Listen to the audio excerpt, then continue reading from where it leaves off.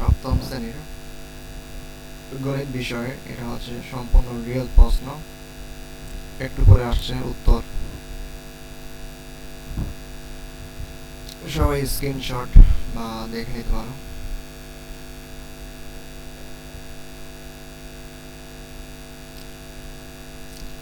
কাজ 1, সাশ্রয়ী হয় সঞ্চয় করে। জোড়ায় কাজের নির্দেশনা দেওয়া আছে এখানে।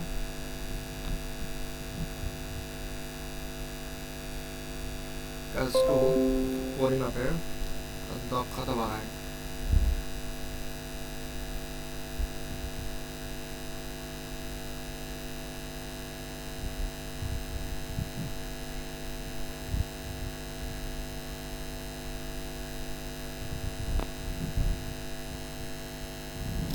একটু পরে উত্তর আসছে, সবাই থাকবেন সাথে।